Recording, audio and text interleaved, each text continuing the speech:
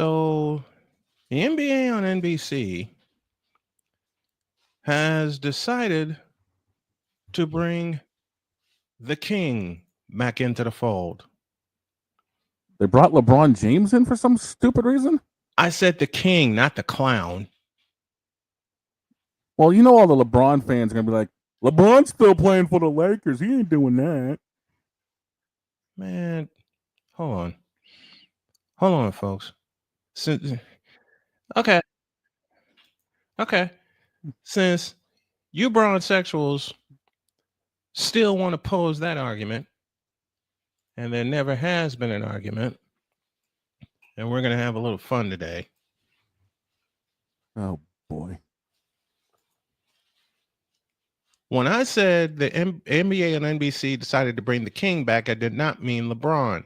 And these bronsexuals are still making the argument. So my message is the following.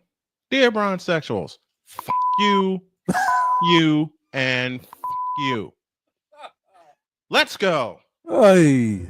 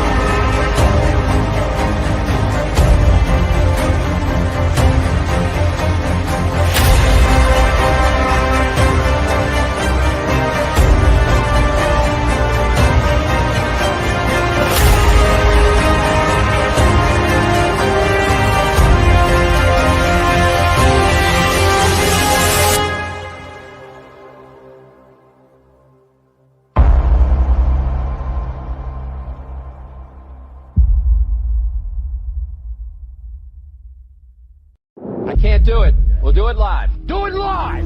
I'll write it and we'll do it live! Mister, will you please wake up, wake up, wake up, wake up, wake up?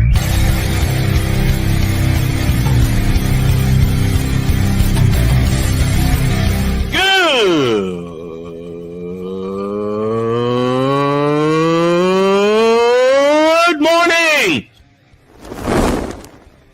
Snowman here to all you Brock Purdy and San Francisco 49er haters. Shut up!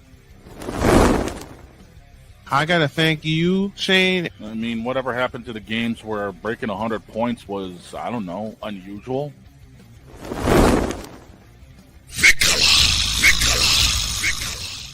There was one word to sum up the All-Star weekend. Trays. Cause we take this job so serious. Splash Brothers, yes. Ray Allen, replace him with Steve Kerr. Reggie Miller, yeah.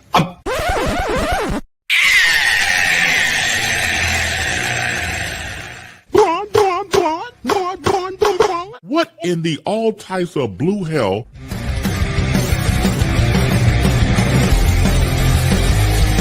Damn seal. Oh, yeah! Every fucking time that seal, dude. Good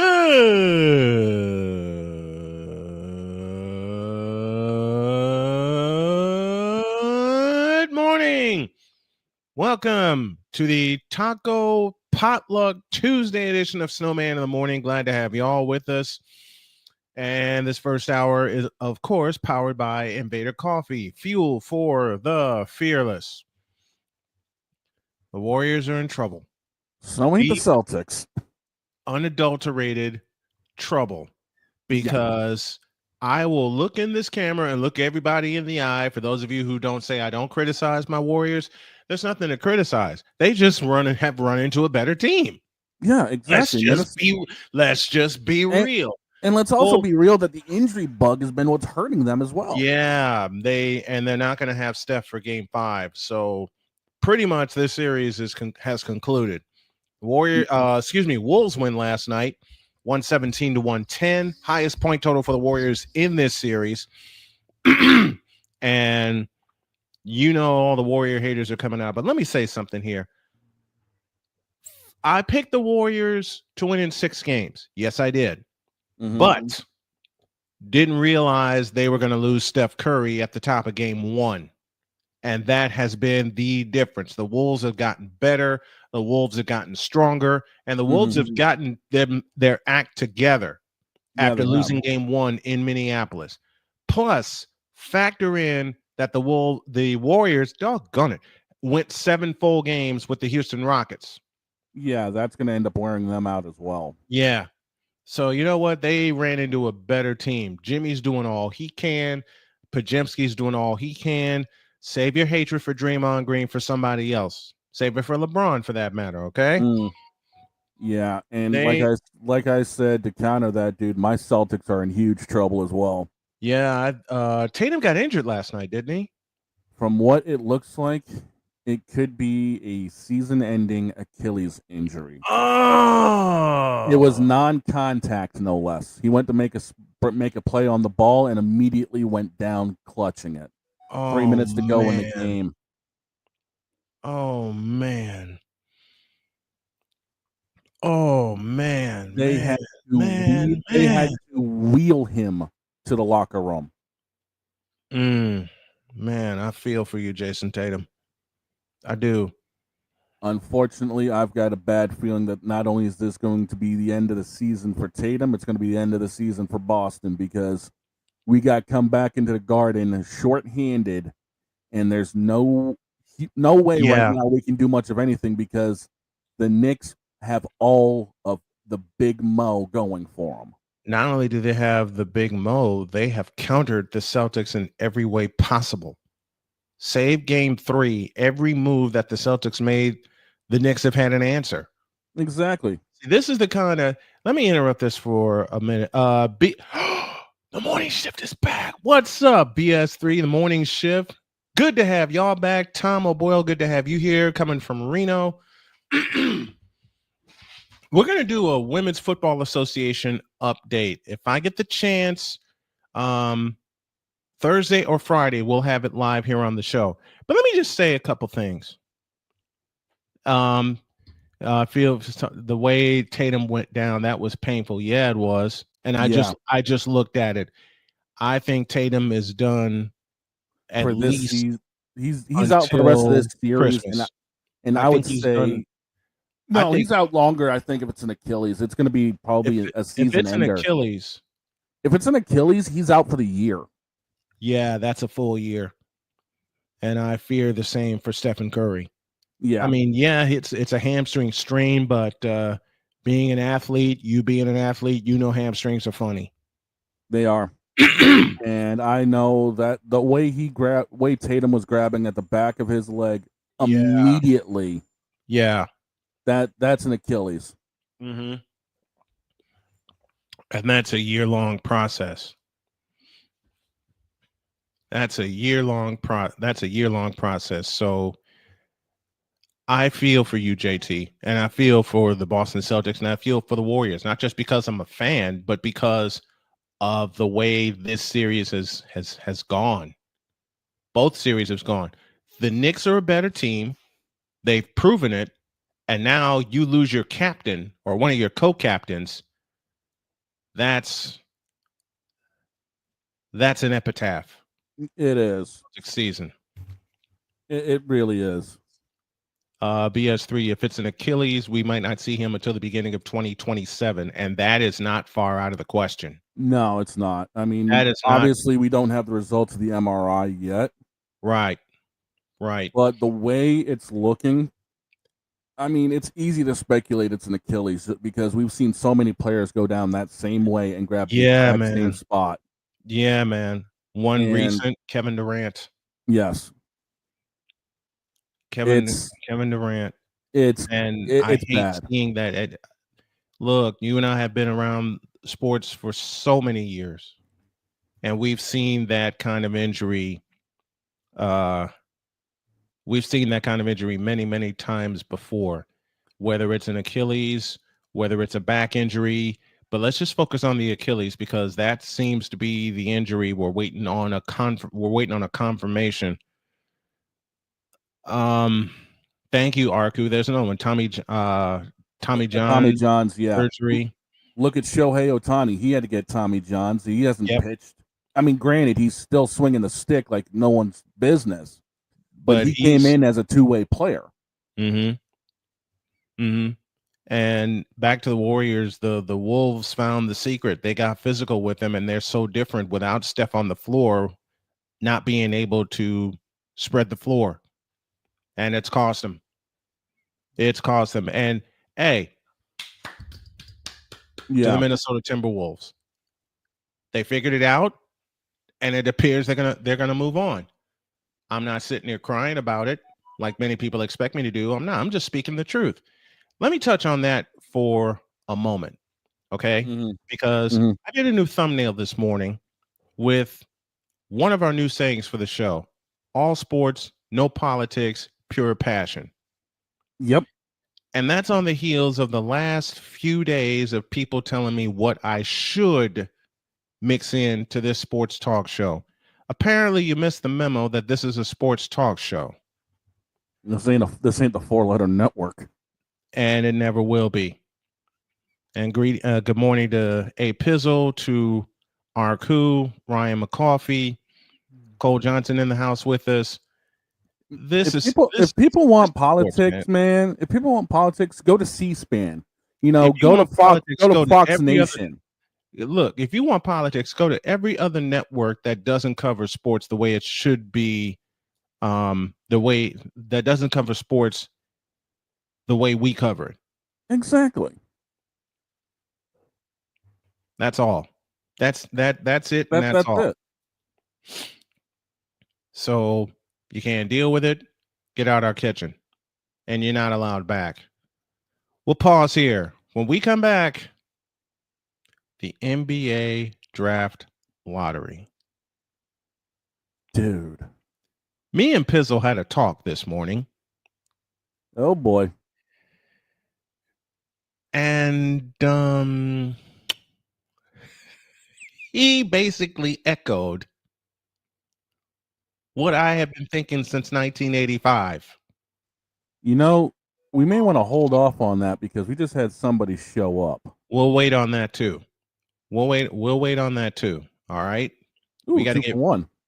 Trust me, we got to get reorganized. Let's take a break. More when y'all get back.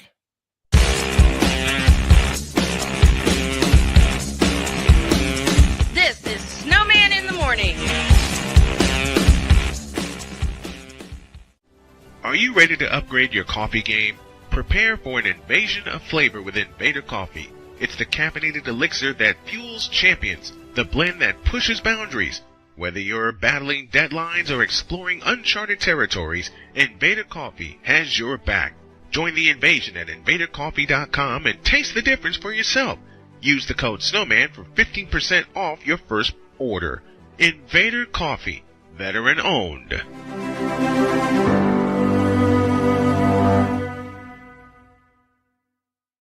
Join the transporter to Hades. Your butt and gut becomes one. Join the reformer of hooker whores. This is my daughter, Placenta Booty Johnson. Join the bronze claw. Whenever you are in distress, take off your baseball cap and throw it in the air. Join your very own superhero of broadcasting, Chris Bass. So whatever color crayon they get, they palm it and do 2 circles, and that translates to I can beat up black people. As he takes you through the week's paces in Baseline.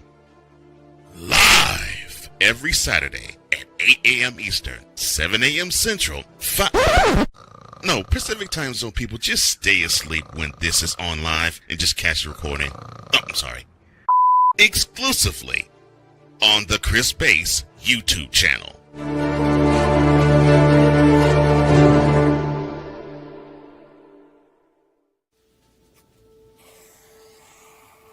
Dad? Just 1 minute, okay? Hey, Bobo, do trees tell each other stories? I'm sorry. I'm afraid I don't know that. Hey, why don't we go find out?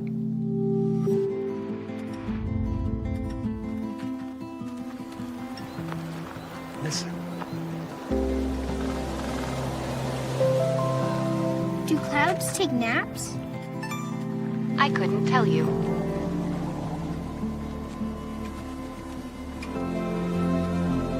Can birds draw pictures? I don't have an answer for that. Dad, do stars visit their friends? Look!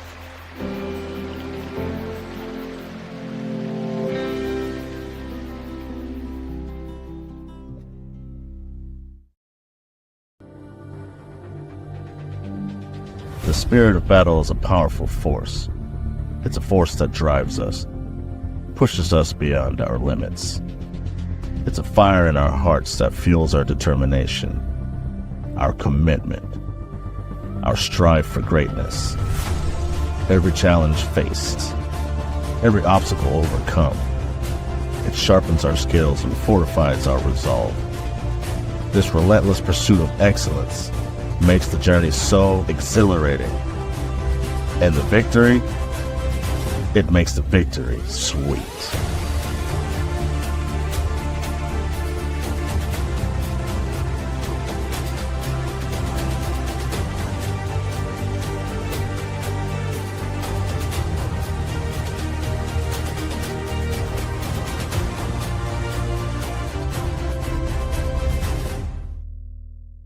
Hey everybody, Snowman here. Looking for the best way to experience live events? Well, SeatGeek has you covered. With just a few taps on your phone, you can find the best seats for concerts, sports, theater, and more. Don't miss out on unforgettable moments. Download the SeatGeek app today and get ready for an experience like no other.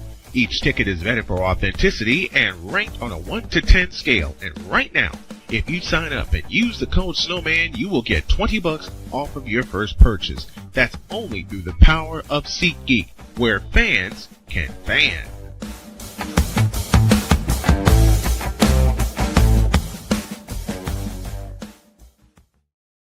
Mister, how do you operate this Twitter thing or this Instagram thing or whatever the heck?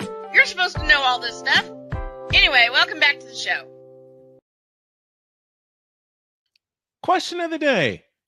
High diving hare or Hiawatha's rabbit hunt? How? I thought you'd like that. Let's go down south.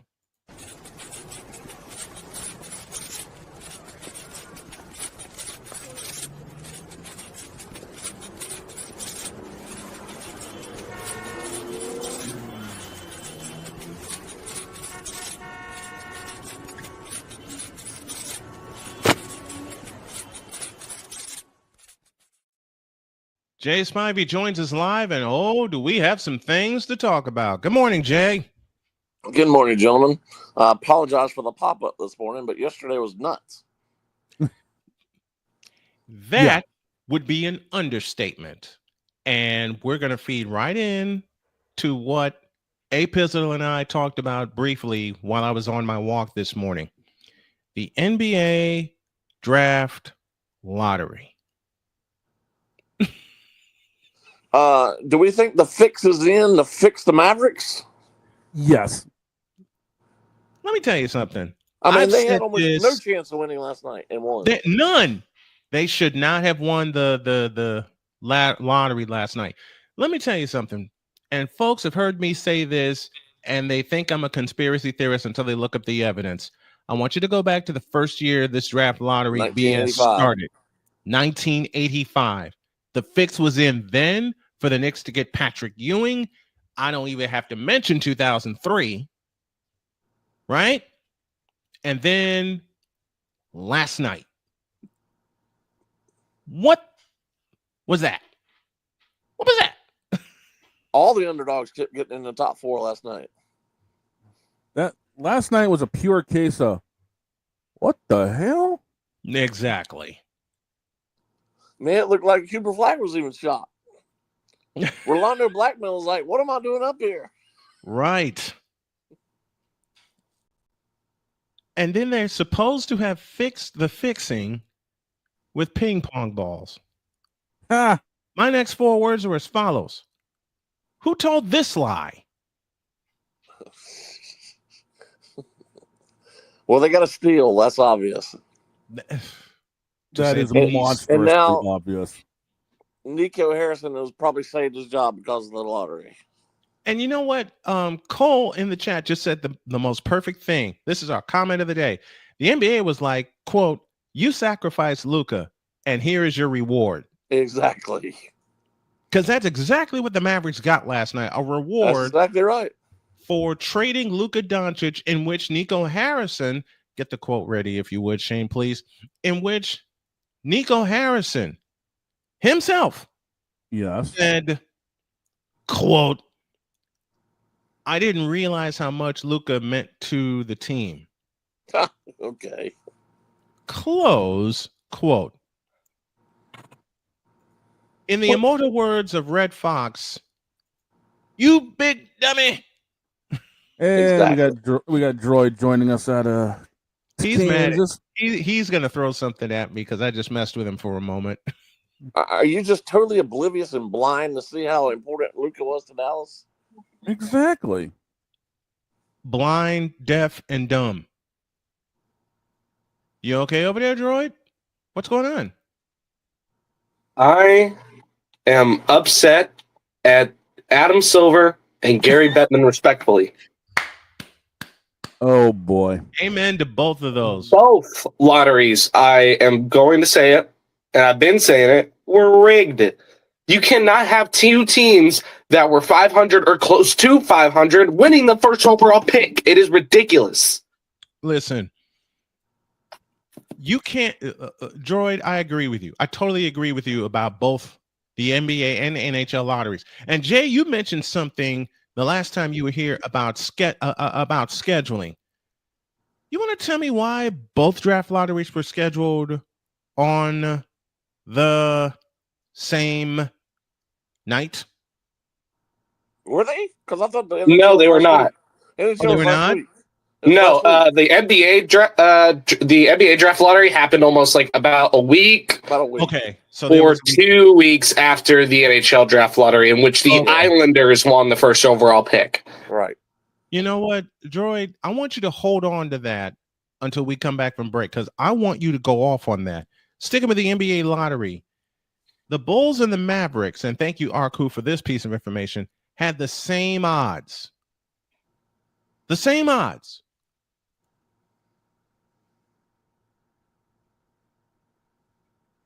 Go figure. I feel bad for the Jazz, like so bad. Yeah. Finished dead last Snowman, what have I and been telling barely you even for how many cracked years the now? top 5. I told you who was not going to win last night. Yeah. And I think we actually lost him because it looks like he froze up. But yeah, I mean, how does something like this happen? I'll tell you, poor ownership of the league. Yeah, I can see that. It shouldn't happen. It's ridiculous. This really shouldn't be happening. Because now they're trying to make sure that people have eyes on Dallas, because obviously number 1 pick is Cooper Flagg, and he's going to end up going to Dallas. So it's like, what in the world is going on here? I still hate the whole play 1 year then leave. I still hate it so much. I'll go back to what I said about Nico Harrison. He made, I don't care what who was it? Oh, it was what's his name? Bob, the analyst who was on ESPN last night. I don't know. I didn't even watch the draft, to be honest, because I knew what was going to happen. God, used to be the general manager for the Warriors. Bob, what's his name? Gosh, mighty. Anyway, he said it was way overstated about how bad the trade was for the Mavericks and Lakers. Is he out of his mind? You trade an aging center for one of the best talents in the NBA. You look like a fool. You get screamed at, and he acts like, oh, we had to do it for the best interest of the team. And then he gets rewarded by winning the lottery last night and getting Cooper Flagg. Oh. Yeah. Tell us the fix isn't in. Well, like Snowman was. Everybody knows the 85 lottery was rigged. Everybody knows it. Oh, easily. And I thought the Spurs were going to win last night. If they'd have done that and pulled that off by getting Robinson, Duncan, and Cooper Flag, that would have been amazing. Yeah, that would have been huge for San Antonio, to be honest. If they could pull it off 3 major times to get these guys, come on. Because they're not far away from being pretty good already. Right. Now we got to deal with all of this going on. It's going to be insane to figure out now. You know, because, again, Adam Silver decided to be like this, and I just don't get it. I really don't. Well, he's about ready to be, minus whoever wins the next Celtic series, he's about ready to be in some deep trouble because the ratings are going to be horrible for the rest of it. Oh, easily. Because the rest of them are small to mid-major markets. Yeah, I mean, outside of New York, I mean, what's left? Whoever wins the next Celtic series, other than them, nobody cares. I mean, Indiana is going to end up going through Cleveland like there's no tomorrow. That's going to be said, done, and finished. So then it's likely going to be an Indy-New York matchup. Whereas with the West, it's probably what? Denver, Minnesota? Either Denver, Minnesota, Oklahoma City, and Golden State's done. Yeah, Golden State's cooked. So it's either going to be Denver, Oklahoma City versus Minnesota. Right. What market is that going to appease? That's my point. Other than New York, Boston, who do you have? Got absolutely nobody.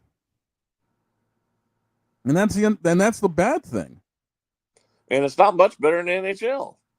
No, it's really not. I mean if they don't have Toronto to win, and they need Toronto to win. If Toronto does not get in the Eastern Finals, they're in trouble.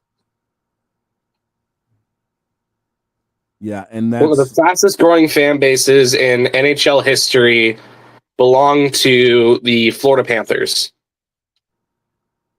They went from barely even selling a ticket every season to selling multiple tickets and selling out multiple games in 2 years. Well, they went from worst in the league to one of the best. I'm not disagreeing with that. That's 100% accurate. What I'm saying, national and Canadian viewers are not going to care. Right.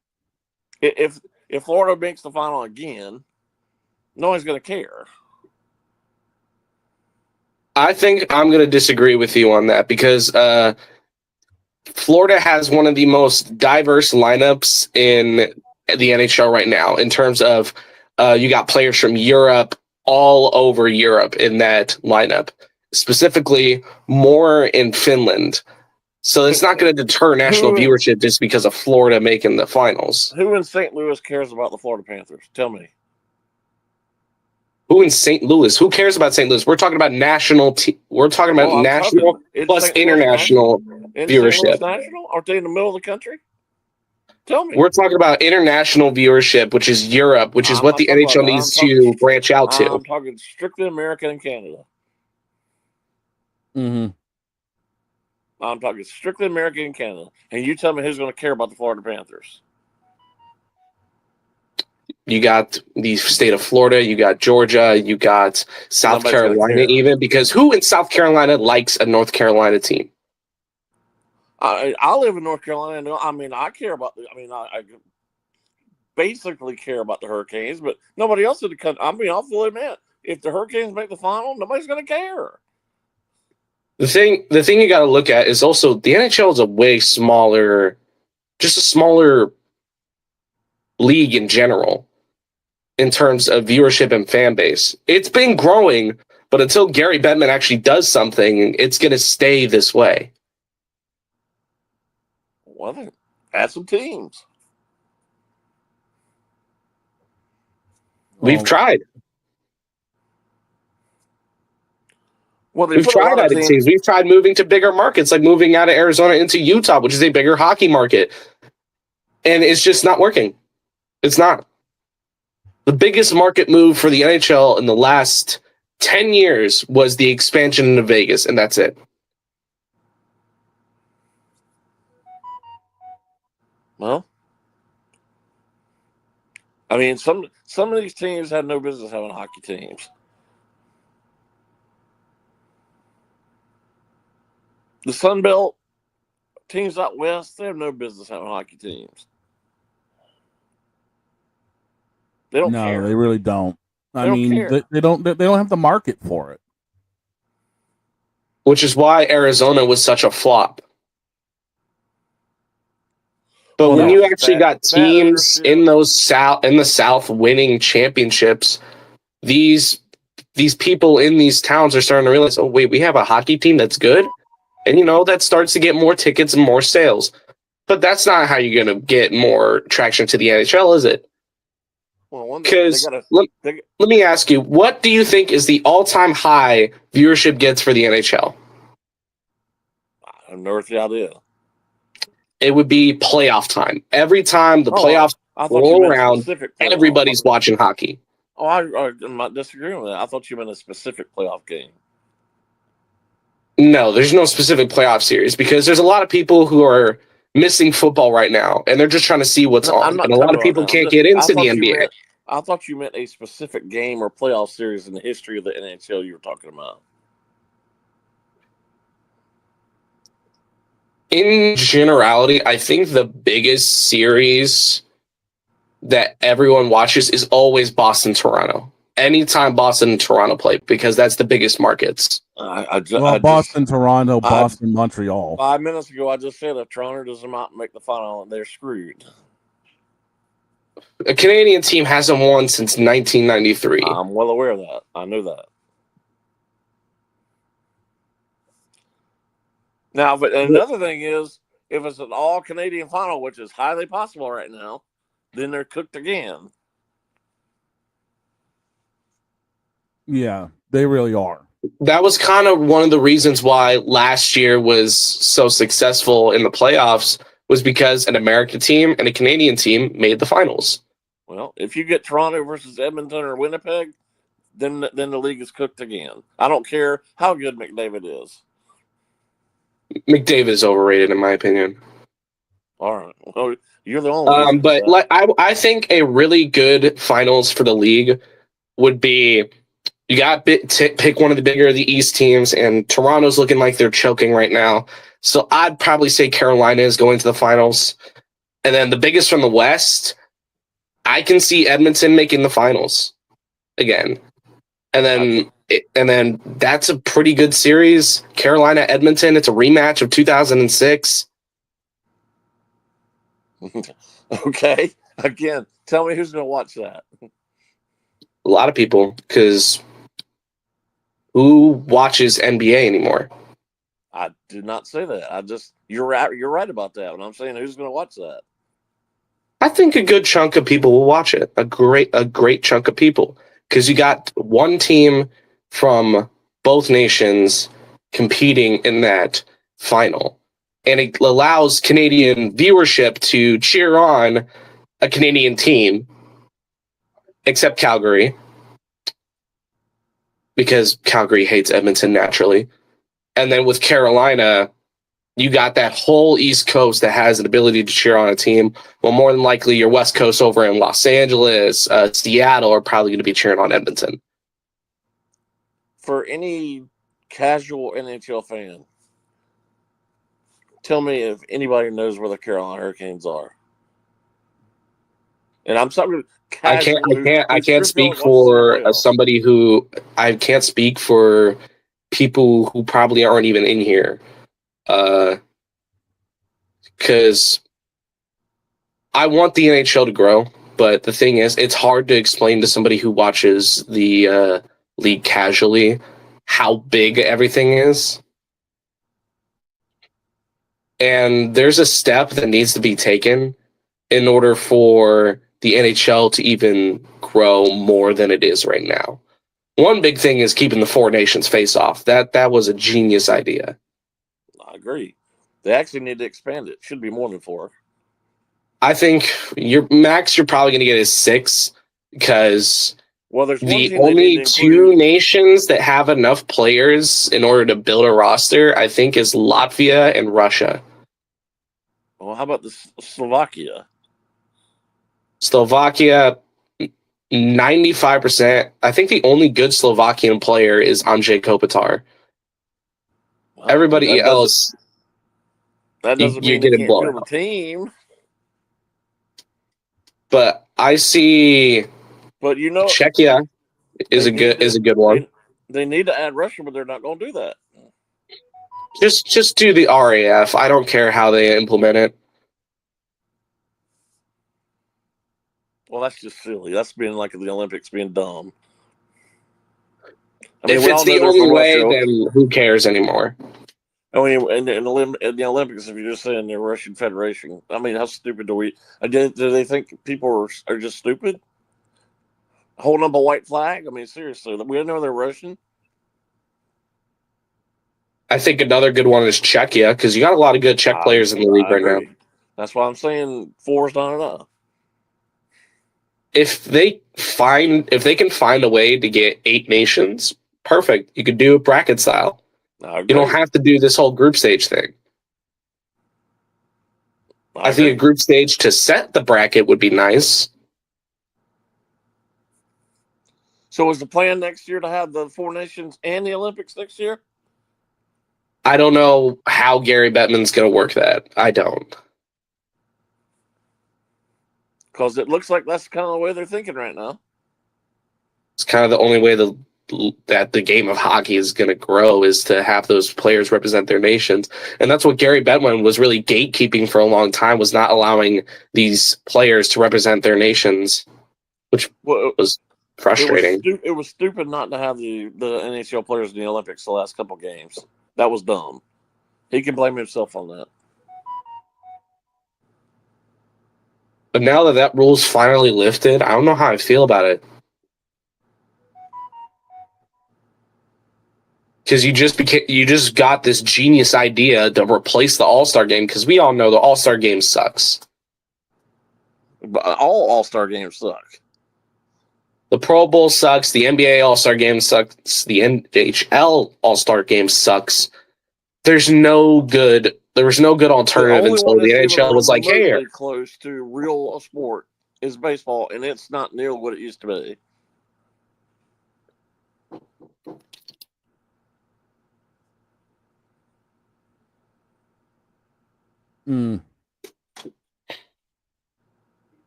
Yeah, I mean, ratings-wise, watching a lot of these sports, I mean, most everything has gone downhill recently, and that's a shame.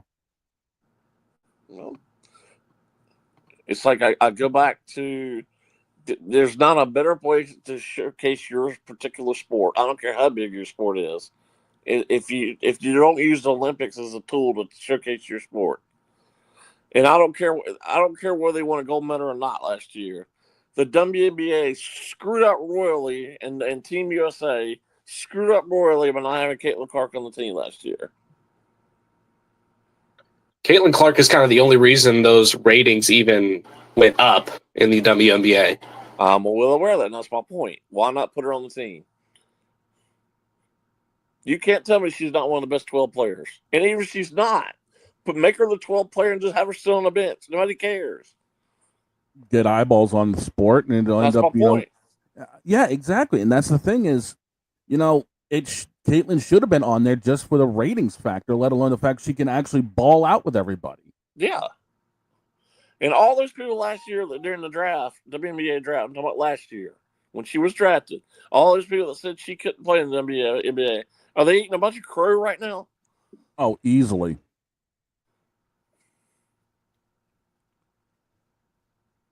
So why not showcase her in the what's your premier event in women's basketball? The WNBA finals are not the premier event in women's basketball. No, it's the Olympics. So why not put her on the team? You think NBC wouldn't have just drooled over that last year? Oh, NBC would have had a field day last year. And you think when the LA Olympics come around in 3 years that they're not going to tout her to the end of time? Because she's going to be on the LA team, no doubt about it. Oh, easily. How much do you think coverage do you think NBC's will give her for them? There's going to be a lot of coverage for her. I mean, we all know this.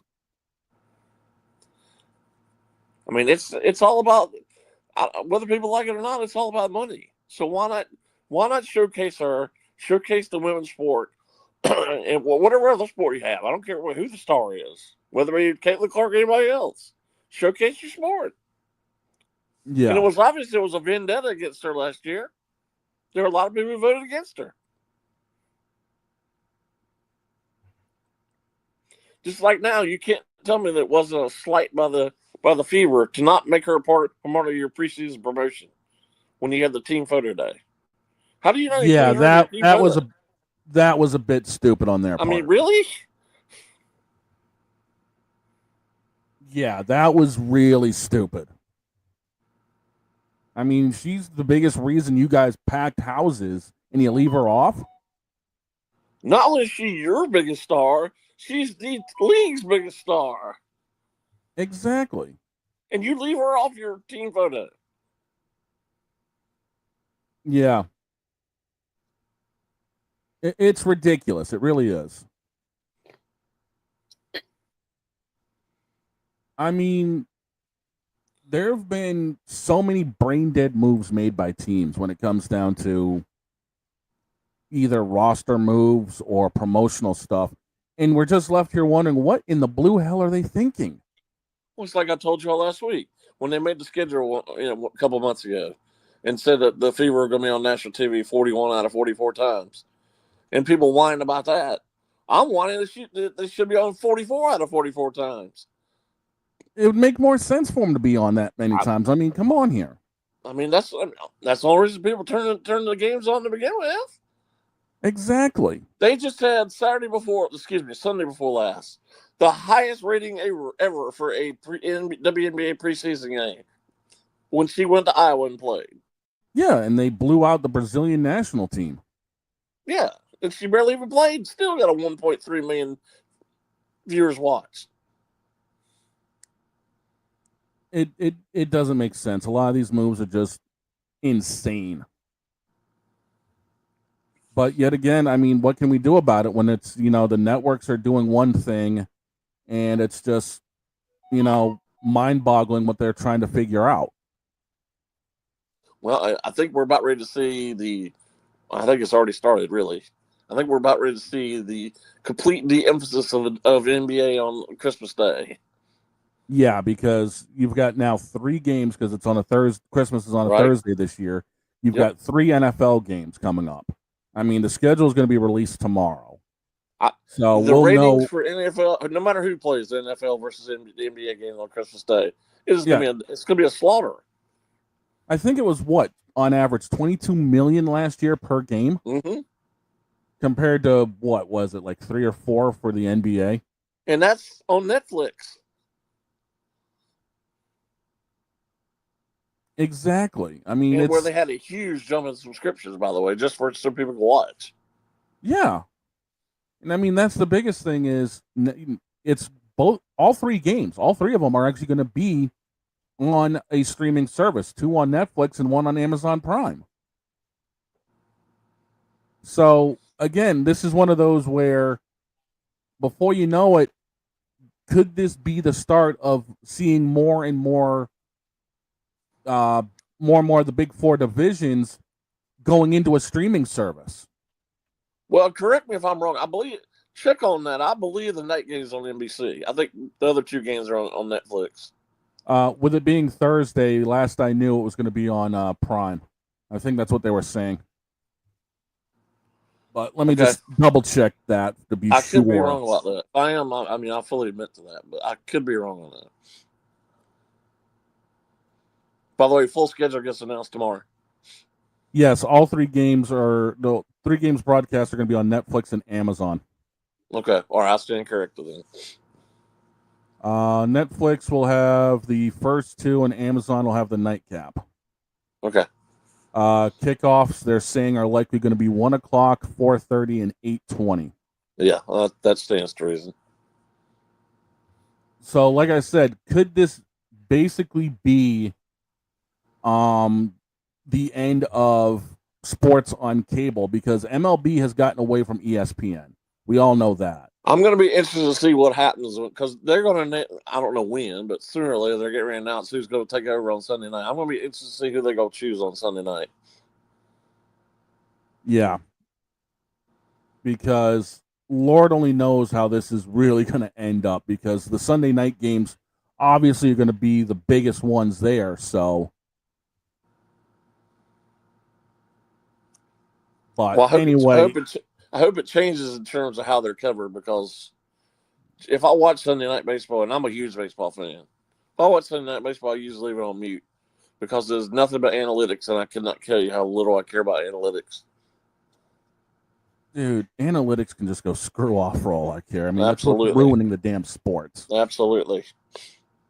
All right, I just got word from the boss man. His connection went dead, so we're going to have to take a break. Jay, we thank you for coming on like always, bud. Sorry things kind of went a little bit haywire with the boss man dropping out. But, well, that happens. That happens. Technology. Yeah, ain't it a bitch sometimes? Yeah.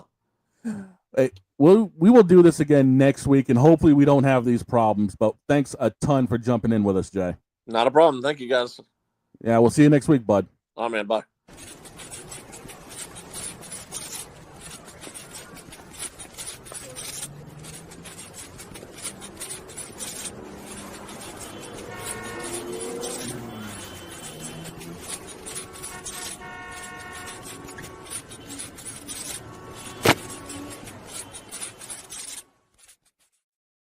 All right, when we get back, the boss man will be back. Enjoyed. You ready to go off on a couple of people? Maybe. Oh, gee, that sounds really reassuring. Snowman in the morning, back with the dog and droid in a deuce.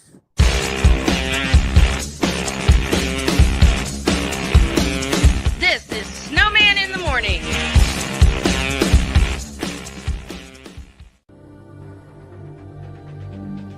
The spirit of battle is a powerful force.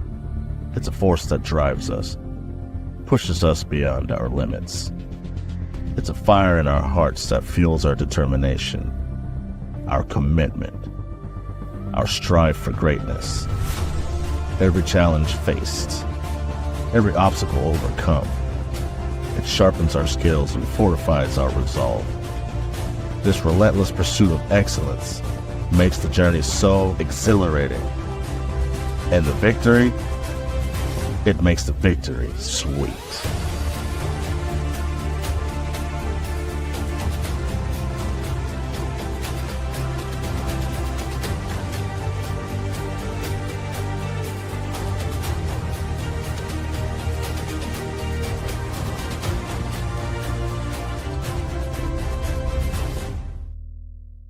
Join the transporter to Hades. Your butt and gut becomes one.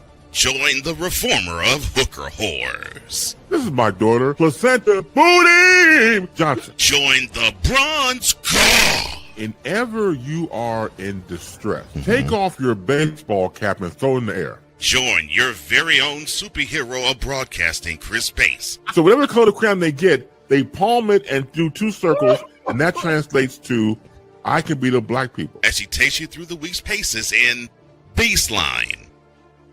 Live every Saturday at 8 a.m. Eastern, 7 a.m. Central, Pacific Time Zone people, just stay asleep when this is on live and just catch the recording. Oh, I'm sorry. Exclusively on the Chris Bass YouTube channel.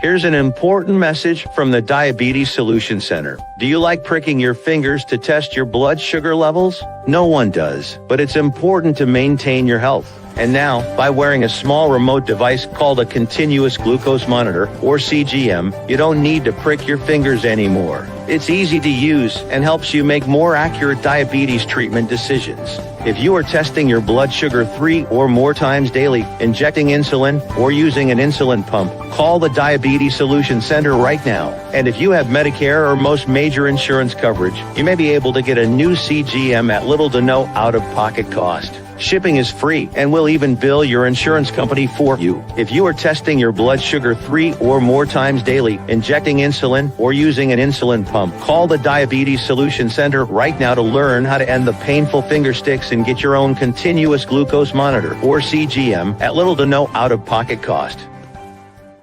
Weather driving can become downright dangerous. What's your emergency, please? Trust Battle Vision Storm, the revolutionary glare reduction glasses that turn your sight bright during bad weather at night or during the day.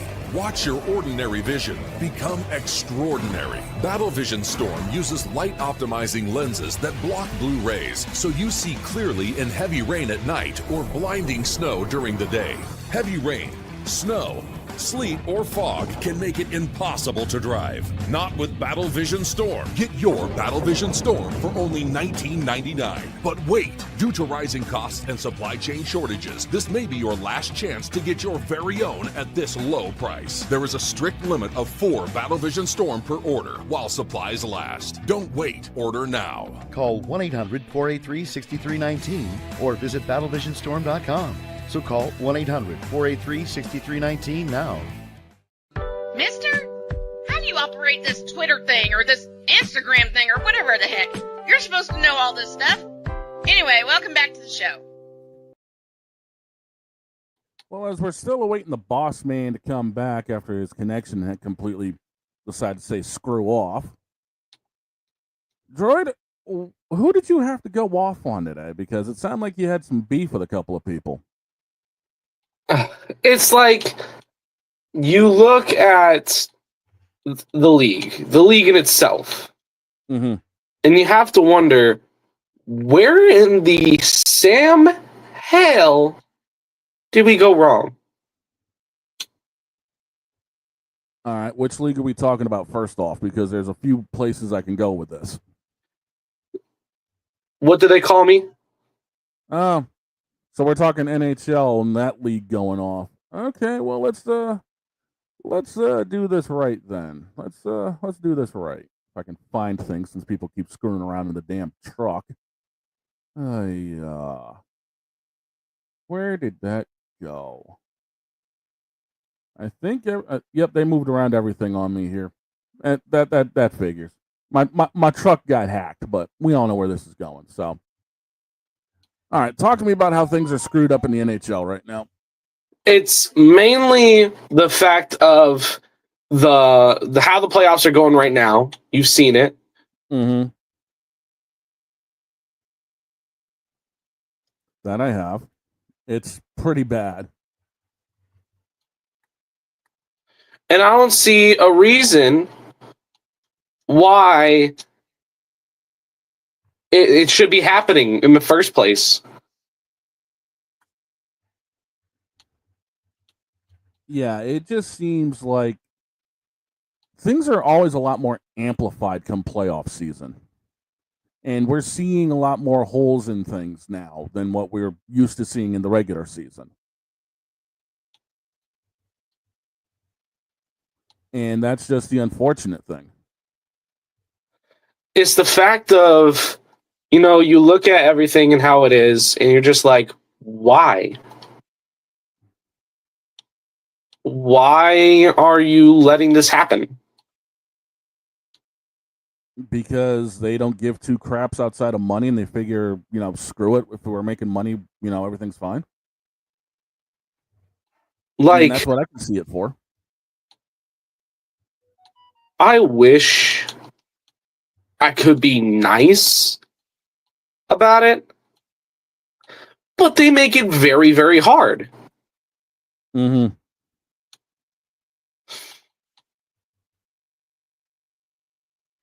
All I want to do is have you take a look at the facts. And that fact is that there's nothing to be proud about right now in terms of the NHL. No, there really isn't. Because you got the same 16 teams basically making the playoffs every year. And even if there is a new team, they get shot in the back in the first round. Montreal, Ottawa. When Boston's made it, they've been lucky to get out of the first round a few times. Shut up, bitch. I just used my face, didn't say words. Shut up. So you shut up. You shut up. No, you shut up. You shut up. You shut. No, you shut up. You shut up. Oh, Lord.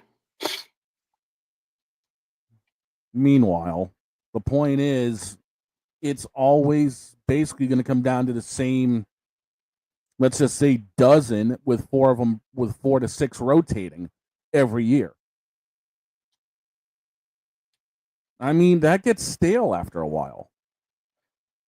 Not only does it get stale, but it becomes taxing. Yeah, it really does. And that's one of the big things I've made clear on the show before is that the NHL needs to expand their market. They need to do what no other league has dared to done, and that's expand to 34 teams. What are they at now? 32? 32. Just like the NBA and the NFL, 32 respective teams. Okay, so you need to go to big markets, big name markets, places where people will actually go to your games. A big untapped market is in Quebec. It's a little place called Quebec City.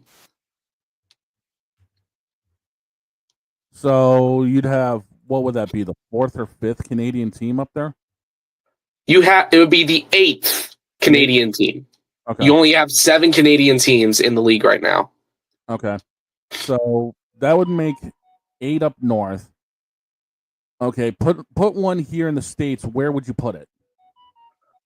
Nowhere in the South. Well, that's a given. I'm not putting it in the South. I'm looking east, maybe northeast, maybe put another team in Ohio, somewhere in like Cincinnati. I don't know if I'd go Cincinnati. I mean, but if there's barely any turnout for a Bengals game. You think they're going to turn out for a hockey team? If they actually have a good expansion draft, maybe. I mean, you saw how quick Vegas grew when they were doing well. Well, they've also got one hell of a market. To be fair, Vegas is the biggest market, which is why you saw the Raiders move there after they saw the Golden Knights success, which is why the A's are moving there after they saw the Golden Knights success. Yeah, true. There is an untapped market, but here's the problem. If you're going to add Quebec City, it kind of forces your hand to do like a central to western team. Mm-hmm. You basically have an NFC North in the NHL. You have the Detroit Red Wings, you have the Chicago Blackhawks, you have the Minnesota Wild. How am I forgetting? And then there's one team missing. How is there not a big market team in Wisconsin? True. Like, how are the Milwaukee Admirals an AHL team? You make millions off of basically having the NFC North of NHL. Right. Another decent market, maybe Indianapolis. I could see. Or just Indiana in general. Right. Or you can expand more into Michigan. There's more places in Michigan you can go than you can think. And you don't even need to name it after the city. You can just call it the Michigan whatever. Right. I hear you. And I think the whole point of the AHL and ECHL now is the NHL experimenting with different markets. Yeah, I could see that. Like Grand Rapids being a pretty decent one. Rochester. Another one. What's that Americans team called? I think it's literally the Rochester Americans. I think so, yeah. Then you also got the Ice Hogs. Brian would like that call out to the Rockford Ice Hogs. And then you got teams like Utica, where it doesn't really seem like a team would be successful or big, and yet it's kind of the opposite. And you look at markets in the ECHL. Brother, I went to one Savannah Ghost Pirates game, and it was sold out. Right. This was a weekday game in the middle of the school year, and it was sold out. Weekday game, middle of the afternoon, and that mug was sold out. Shout out at Market Arena, some of the greatest staff, by the way. But still, Savannah is an unlikely market. But from what I heard, the American market that they're looking to expand into is to take a third shot at ATL. That didn't work the last 2 times. Why try a third? Because Atlanta is one of the biggest cities in America that they still haven't tapped into, you know. But I think if you're going to go with big cities, Houston is like what, the 5th biggest city in America? Something like that, yeah. And you don't even have a team there. The last team was an AHL team by the Arrows. Go figure. So much experimenting going on, and yet there's no moves happening. No, there really isn't. The Trois Rivières Alliance in the ECHL is also another team that's been very successful because guess what? It's a team in Quebec.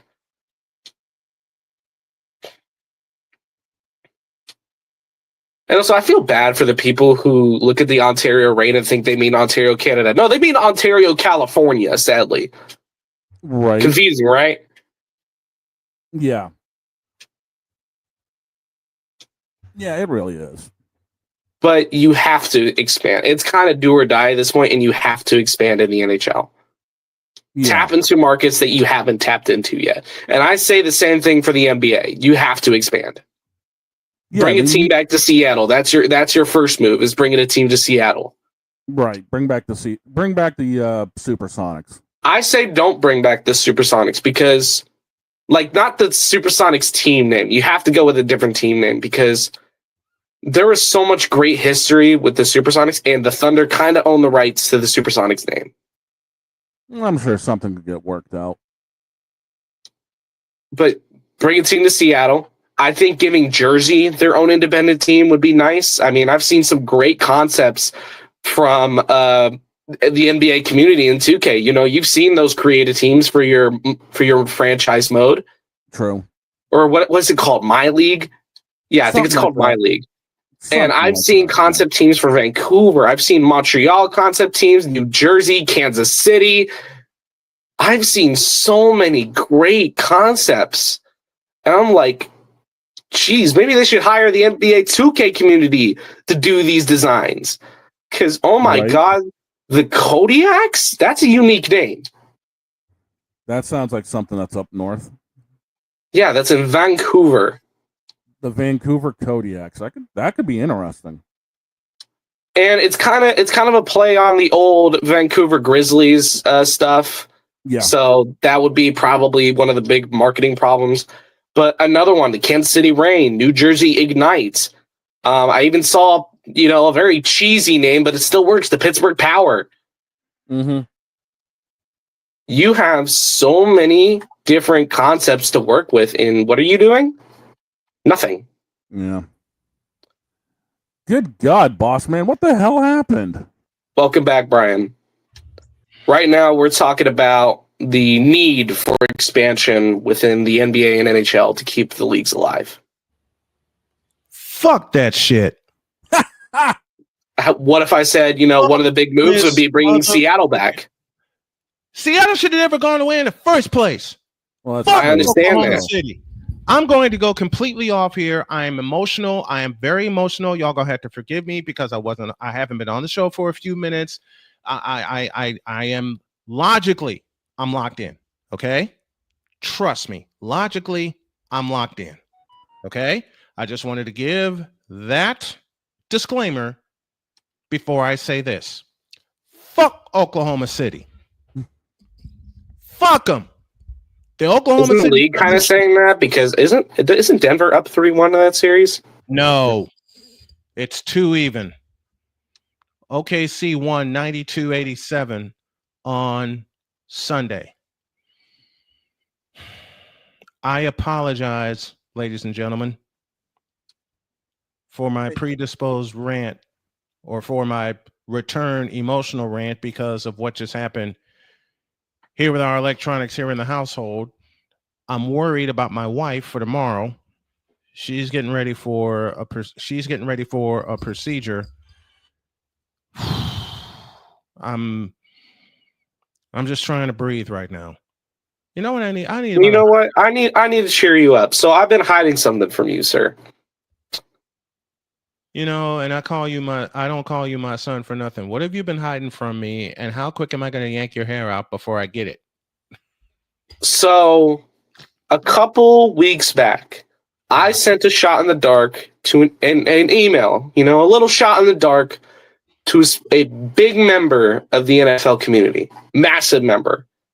I've taken a few of those. And I got a response. Okay. Does the name Tom Grossi mean anything to you?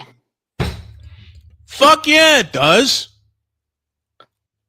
We're looking into possibly late June, early July for Snowman Multimedia X Tom Grossi.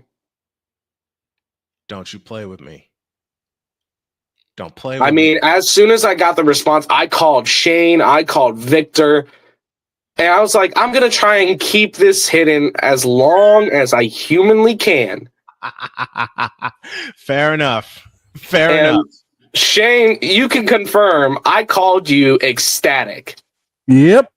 You know what? That does make me smile. And Cole Johnson, thank you. You need to turn that into a public service announcement. What I said. You know what? Why am Ray needs to say it. I need to hear Ray say it. Why am I laughing right now? Thank you. Thank you all for being patient with me. I need to hear Ray say fuck the Thunder. I need to. You just might get that. I'm still concerned about what the evil one's going to do here with the father. But yeah, I know. I'm very happy to say that a man who was announced the pick at the NFL draft, a man who won NFL Fan of the Year last year, and well deserved. Actually, it's a couple years back now, but it felt like last year.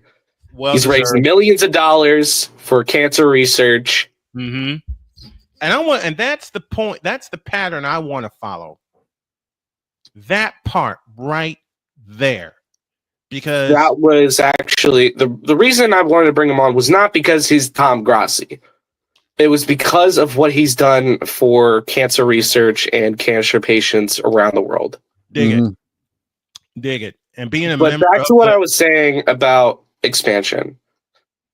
It's kind of do or die for both leagues. It's kind of what it feels like. Let me put it another way. As Ryan McCarthy said a few years ago, and Mr. McCarthy, you'll love me for this, as he was on the Outer Banks of North Carolina, and we brought up a certain face. Dad. Yep. It's gone. Done. I mean, Paul. Are you kidding me? I think I will be so frustrated if either the PWHL or WNBA comes to Kansas City before the NBA. I'm going to be pissed. Why? Because I want a reason to go to Kansas City besides the Royals or the Chiefs. Because, when you watch football games and baseball games so much, it becomes taxing when that's kind of the only thing you can watch. You know something, Droid? I would love for the Kings to come back to Kansas City or an NBA franchise to come back to Kansas City. But let me explain something to you. Now, remember, there's a big age difference between us, and this is from my eyes and my eyes only. Okay? The NBA fucked up when they let the Kings move. Because who in their right mind is a Sacramento Kings fan unless you live in Sacramento? Bingo. right. If you live in California, you're either a Clippers fan, a Lakers fan, or a Warriors fan. You are not a Kings fan. And don't go telling me you're a Kings fan, because if you're a Kings fan, you're a Los Angeles Kings fan. And I'm going to make that clear. And I'll add this. Even the Sacramento-based fans, after 2002, all the love for the Sacramento Kings went out the fucking window, and David Stern has a lot to do with that. The highest I think the Sacramento Kings were on was when they made the play-in and then made the first round. Actually, that's incorrect, because this is why I mentioned 2002. They got as far as the Western Conference Finals. And then they had a 3-2 lead against Kobe, Shaq, and the Lakers. And then Game 6 happened. And Droid, I have a homework assignment for you. Look up Game 6. Look up the stat. Do your complete research, because I know how you are when you do your complete research. Not only look at the stats, but look beyond the stats. Okay. But I told this to Shanner earlier. Mm-hmm. The 2K community is very creative. I that's why I love the community so much in 2K. Yeah, there's a lot of toxic guys when you go play telling you you're trash. But when you look at the My League, which is the whole franchise mode thing, the amount of custom teams I've seen, it's shocking. Like, you see Vegas teams, Kansas City teams, new Canadian teams like Vancouver. I've seen Vancouver concept teams. And it makes me think, if the NBA just took a second to actually look at their game and see these creative minds, imagine the brand rise that the NBA could have. Yeah, but that would take common sense. And the NBA don't have You just stole my point, Shane. It would take common sense, and they simply do not have it anymore. Like, one of my favorite My League teams I ever worked on was a team called Kansas City Reign. Beautiful color scheme, yellow, black, and white. The logo is amazing. The expansion draft was a bit confusing because how do you let Fred VanVleet and Zach LaVine go to a new team, an expansion team nonetheless? Kind of reminds you of the NBA draft lottery, doesn't it? Don't. We touched on that with Spivey. Don't get me started. I'm kidding. You kid. I don't think so. I do. You don't think so? No. Why don't you think so? Hey, you brought the voice out first. I responded in kind. Okay. Listen, I think another great concept team was the Nets. I'm going to make this clear. The Nets should have never gone to Brooklyn. They should have stayed in Jersey. Thank you very much. That's two teams there's two teams that should have never been forced to move out of where they played. The New Jersey Nets and the Seattle Supersonics. You could argue Kansas City Kings, but to be fair, I don't think without a Lamar Hunt Jr. to fund that team, who's gonna own that team, huh? And that's one of the reasons I can understand from a logical standpoint of why Kansas City left for Sacramento. But to repeat your point, Droid, unless you live in the capital city, you cannot honestly say you're a Sacramento Kings fan. And again, I bring up the case of 2002, the Western Conference Finals Game 6. That game right there, and let me stay with that for a minute. That game right there destroyed the Kansas City. Dog, I hate you, Droid, for that. Destroyed the Sacramento Kings fan base. Now I can't stop saying Kansas City Kings because that's what I knew them as. When I first got into the NBA, they were the Kansas City Kings. And if you want to go a bit further than that, before 1981, they were the Kansas City / Omaha Kings because they couldn't find a home aside of before they moved into what's the name of that joint? Kemper Arena. Kemper Arena. I knew it was on the tip of your tongue, so I didn't want to hop in. But now we have two arenas in Kansas City. We have Hy-Vee Arena and T-Mobile Center. T-Mobile Center is the bigger of the two. Awesome. T-Mobile Center. They would have such an awesome time drawing fans to the T-Mobile Center because the Kansas City fan base is rabid. And I mean that in a good way. They're diehard. Yeah, that they are. That they are. When wife and I recently went to Kansas City and she surprised me with a tour of the K. Yeah, you told me about this. Yeah.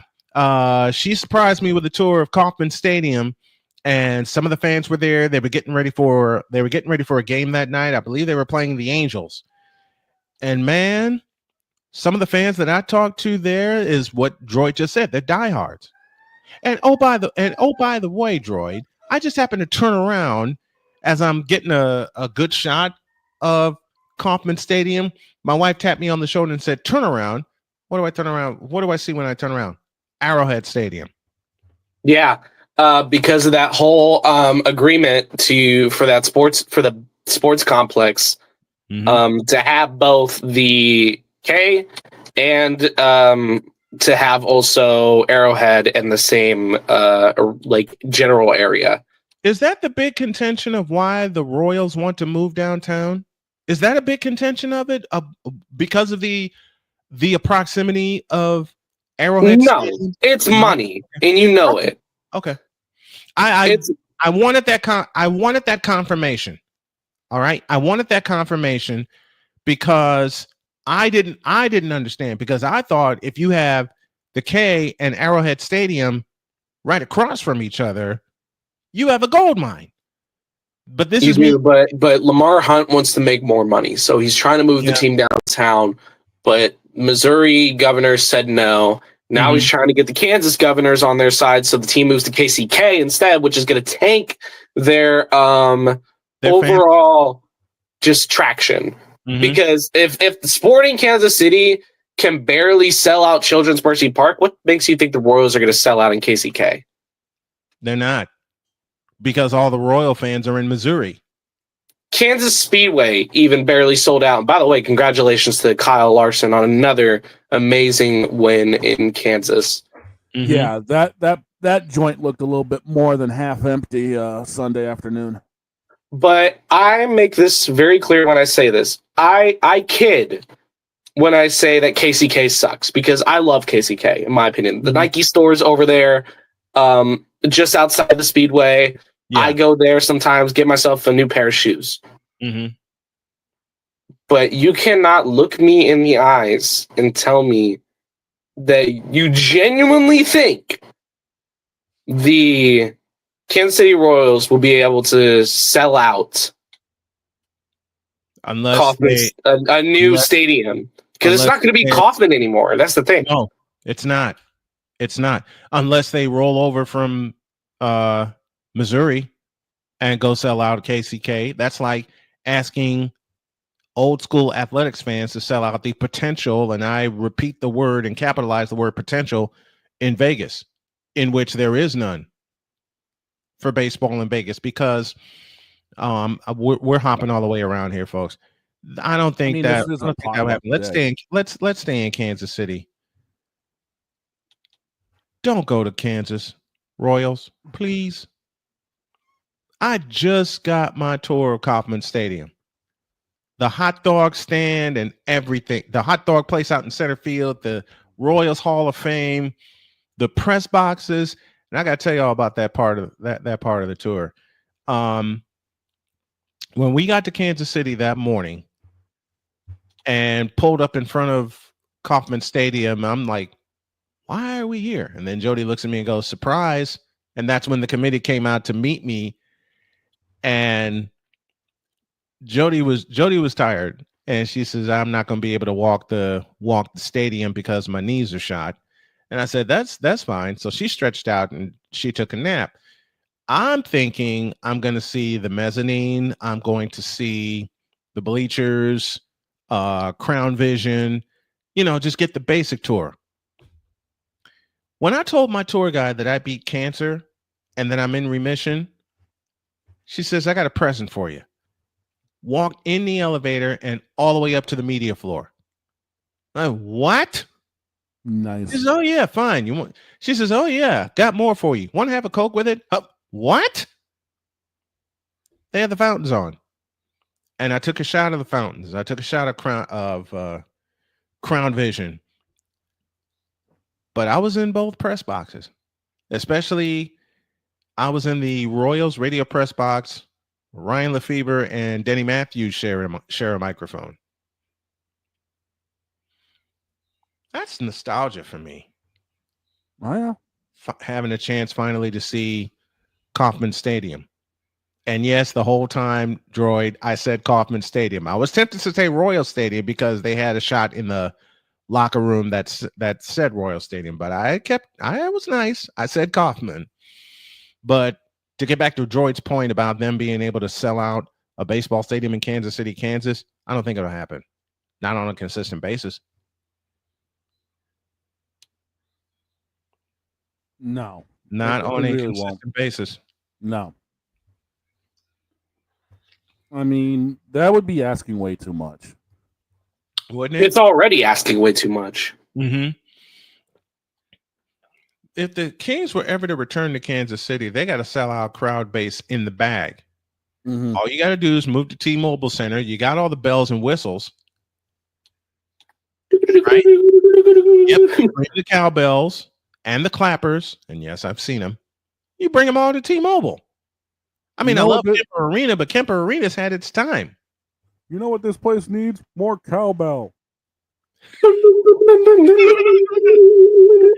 Let's take a break. And thank you all for being patient with me. When we come back, we know what the first game of the NFL season is. And old Snowman's going to have some fun with it. Oh, brother.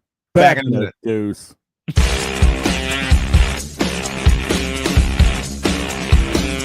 This is Snowman in the Morning. During bad, SeatGeek is the ticketing app for fans like Boomstick Lady. No free throw is safe from the roar of her sticks. SeatGeek helps her find a seat in the direct eye line of the shooter so she can sit where her boomsticks make the biggest boom.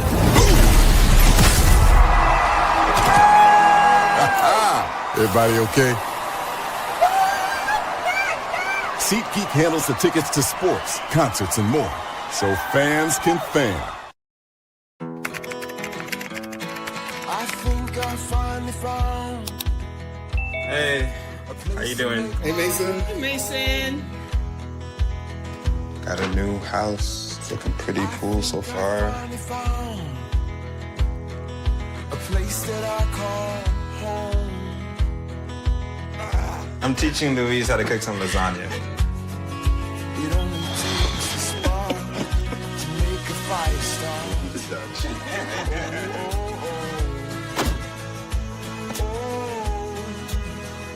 Thank you. Study, please.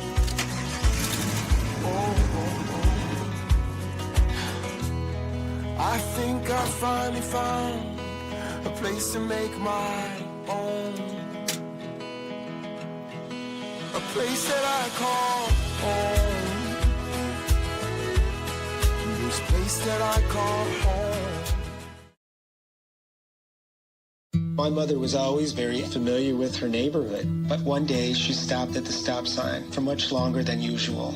And she didn't know whether she should go forward or turn, and she wasn't even really sure where she was at. It was very unsettling for her.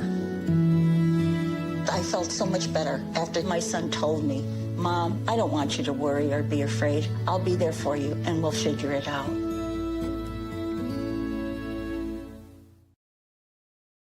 This planet has been great to me. It's given me gifts that I can't even explain. It's given me adventures and memories I'll never forget. And Battleborn, I think, has given me the opportunity to go beyond and give something back. How can I be a better custodian to this planet and the place I live? That's where I am with Battleborn. Let's make the planet a better place. Join Ryan McCarthy. I became a Jets fan because Kermit the Frog was my favorite Muppet because he was green, and the Jets wore green. That's how I became a Jets fan. And Dustin Henry. ESPN is cashing all in on let's pay a few personalities and we'll just kind of fill in the gaps. As they walk you through all of the world of sports from their perspective. The Albany Empire, it's a literal circus. No credentials required. Where, Ryan, say the tag. Where you don't need a press pass to talk sports. Every Monday at 8 p.m. Eastern, 7 p.m. Central. On YouTube and where you can find all podcasts. Hey, Eagles fan. Join my man Cool McCain and a host of others as they break down every single game, every single week in an objective manner, and also from a fan's perspective as well. Remember, this cast feels just like you. Nobody likes you. And you don't care. Fly, Eagles, fly. Eagles Elite Podcast. Every Wednesday at 8:30 p.m. Eastern on YouTube and other podcast outlets.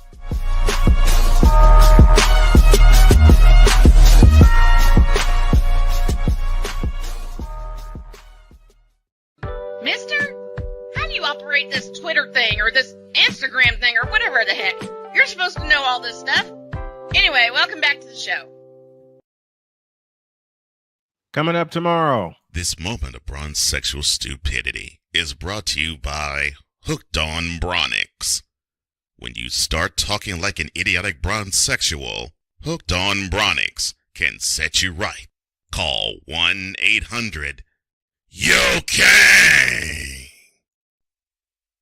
LJPN, now approve all this. That's tomorrow. But I have a little trivia. And I also have this offer as well. My wife found something, my eagle-eyed wife. She said, Snowman, yes, darling, this is a way for you to bring in a little cash for us. Unfortunately, for about a year and a half, I dropped the ball. I'm going to pick it up today. If you are one of the first 100 people to join the channel between today and Memorial Day, or if you drop a donation via Cash App, I will make sure that you get one of these. Nice.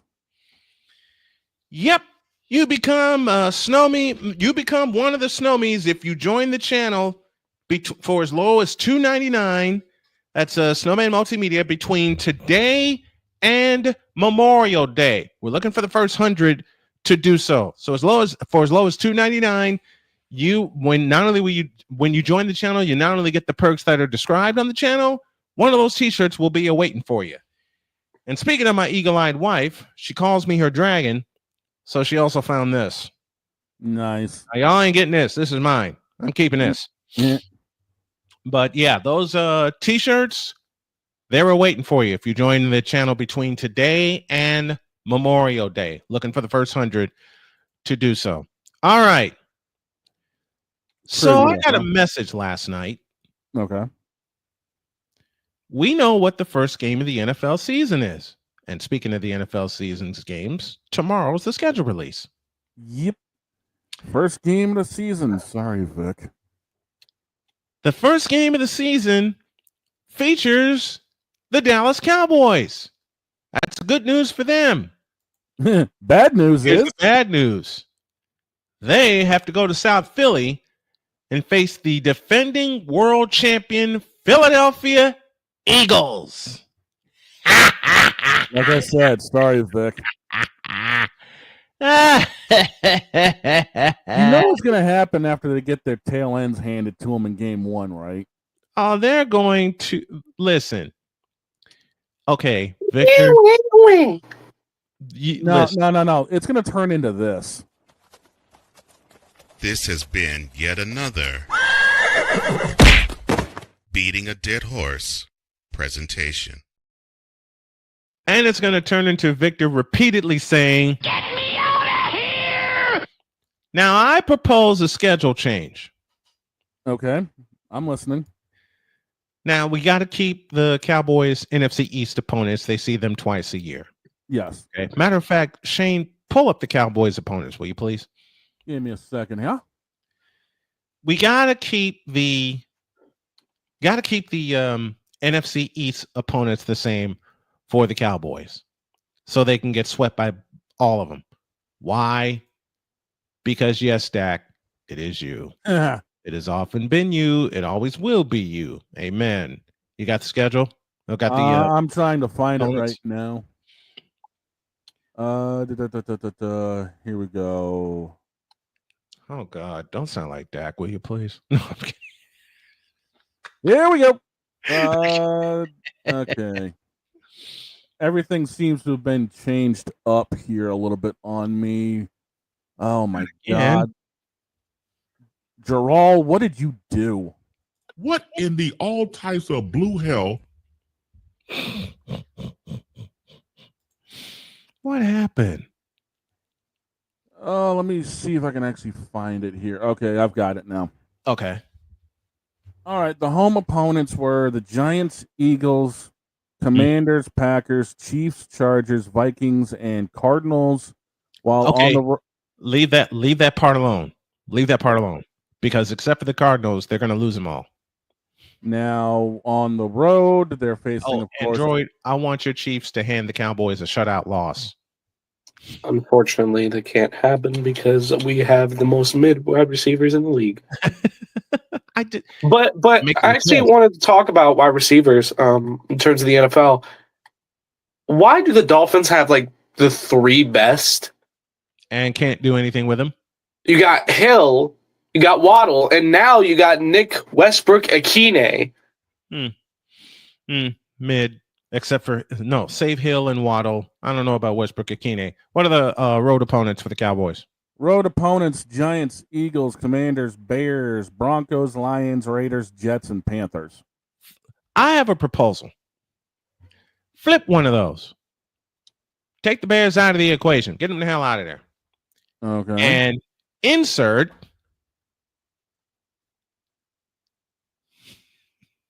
who? Look at my face. Why do you want to punish Victor? Well, one, because we have George Kittle. Two, we have Brock Purdy. And three, I know it'll happen because the opponents have already been set. I know that, and I realize that. And Joy, what kind of caffeine are you drinking? Cherry Dr. Pepper. Now I'm gonna have to try that. Damn you. It's good. It used to be the black boxes, but they changed all the branding to all be similar. So the classic black cherry Dr. Pepper boxes and cans are gone. Gonzo, nada. Of course, you want to attack my Cowboys when I'm not there. Vic, we attack your Cowboys when you are here. Unfortunately, I have some bad news for the Panthers fans. What's that? Evan Rodriguez has not been cleared to play Game 5 against Toronto. Oh boy. That's in Canada. Victor's response to my proposal. No, absolutely not. You can take that. Let's have a little fun. If you could switch one opponent on your team's schedule and insert an opponent you know you can beat, who is it? I'm inserting this clown.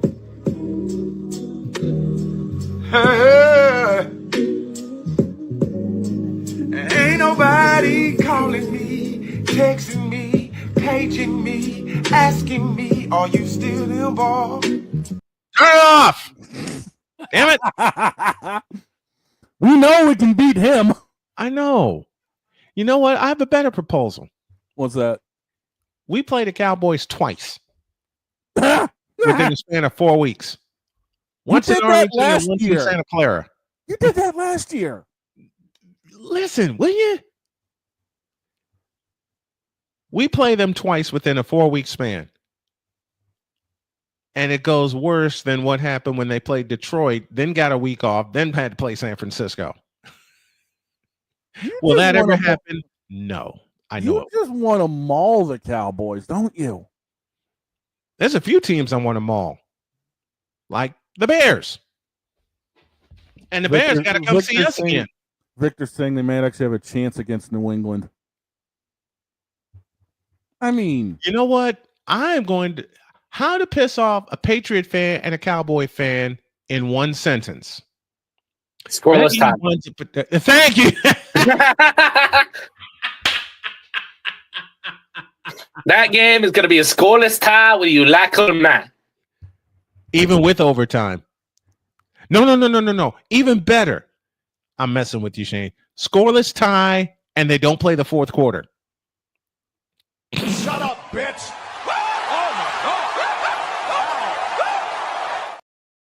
Thunder strikes about 10 miles outside the stadium. And you Which, play. by the way, yes, the NFL does do rain delays. You just don't see it often because you don't often have thunderstorms hitting mid-game. But they And, do have and most of those arenas are closed arenas. Mm-hmm. As we are starting to get into the new era. Yep. And the contingencies are in place. I was a part of a couple of them. Those contingencies are in place in case of lightning or torrential rain, no matter where they play and no matter what league. I saw it at all three levels. Now, here's what you do. Except the NHL, because obvious reasons. They're in the arena. And the only way that NHL game gets delayed is if the ice surface is not up to standard, because there are some also, maybe the broken glass is another thing. Broken glass. Although The nowadays ice it surface- just fragments, it doesn't even shatter. Yeah, it's more of a Lexan. Thank you. I can't think of the word that I need to. It's the same shit that's in the stock car windshields, dude. But something that really caught my eye recently has been people are saying Trey Harris, the Ole Miss wide receiver that got drafted by the Chargers, is going to be a future practice squad player. Huh? We'll see. That's all I'll say to that. Victor chimes in. What the hell is wrong with y'all? Why are you kicking me today? We're not kicking you. Matter of fact, I'm going to kick Shane when I say this. New England has to see George the Animal Kittle twice.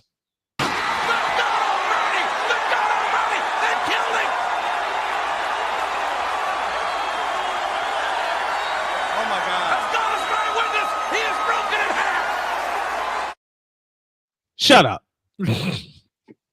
What? And I remind you, Shane, of that incredible catch Kittle made against three defenders. Stop it. Get some help. Bitch, Honestly, you saw out it. of all the wide receiver cores in the NFL, who do you think is the most impressive post-draft? I don't have an answer. I'll see the answer in August. I'll see the answer in August, because you can say whatever you want about who teams have as their receiving core on paper, but you won't really know until you see it in camp. So I'll give my answer in August. Hell, I'll wait until Labor Day to give my answer. I know one of them it ain't. No, I'm not talking about the Chiefs. I'm talking about the Browns. The Browns are a complete dumpster fire. The hell are you talking about? Well, we already know that. There's only one good wide receiver on the Browns. What, the front office? No, Jerry Jeudy. Who's Judy he? is a proven talent. Who's he? You know who he is, and don't you play with me on that. Don't you play with me on that. exactly But who he is. I see Jerry Jeudy getting traded. English, do you speak it? I will keep my mouth shut. No, I speak French. No, I speak French. I think Jerry Jeudy going to get traded.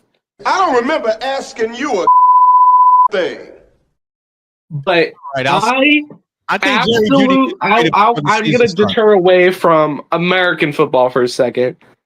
During the American UCL coverage, the Champions League coverage, there is a team in France who go by Brest. What? Brest. What? And Thierry Henry, a legend, by the way, and I think this other dude were making just constant jokes about it. You know, I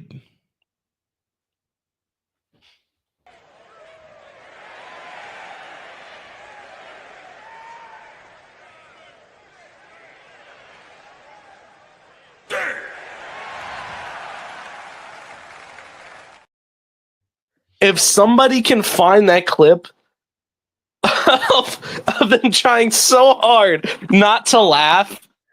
I got something better. Let's pause. And when we come back, we'll close the show with my most embarrassing moment in 30 years of broadcasting. And y'all are going to absolutely enjoy it. Back in a few.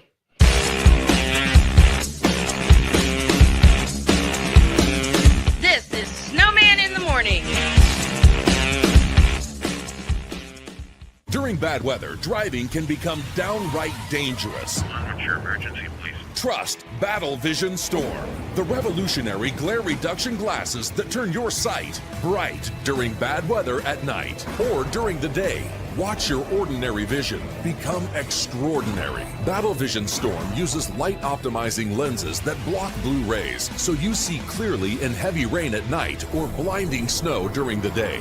Heavy rain, snow, sleet, or fog can make it impossible to drive. Not with Battle Vision Storm. Get your Battle Vision Storm for only $19.99. But wait, due to rising costs and supply chain shortages, this may be your last chance to get your very own at this low price. There is a strict limit of 4 Battle Vision Storm per order while supplies last. Don't wait, order now. Call 1-800-483-6319 or visit battlevisionstorm.com. So call 1-800-483-6319 now. One of the great things about ordering meals from Mother of Macros is that you can do it from the comfort of your own home. Click the national or local delivery link to access the menu, and we'll ship the meals right to your door. We understand you won't always have time to plan, shop, prepare, and cook to provide healthy nutrition for your family. So the process is simple and saves you hours. We know you're busy, so our meals are professionally prepared and packaged. You only need to heat them up and enjoy. We provide macro-balanced, delicious meals chock full of fresh, local ingredients with none of the stuff you don't want to eat. Plus, our menu changes every week, keeping your taste buds wanting more. We take care of your meals so you can worry about everything else on your list. Mother of Macros.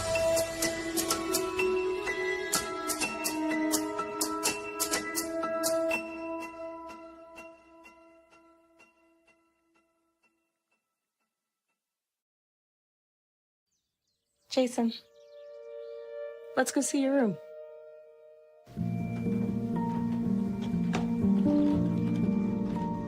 What do you think? We kept it a little spare, so you can decorate it how you like.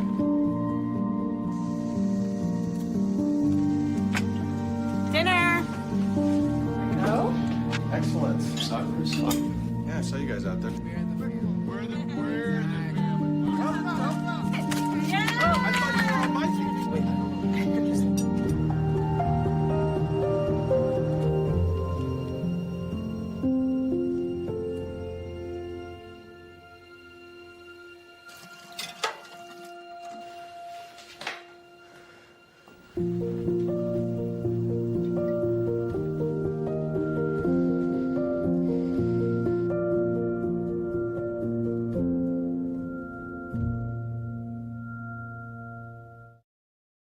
SeatGeek is the ticketing app for fans like Boomstick Lady. No free throw is safe from the roar of her sticks.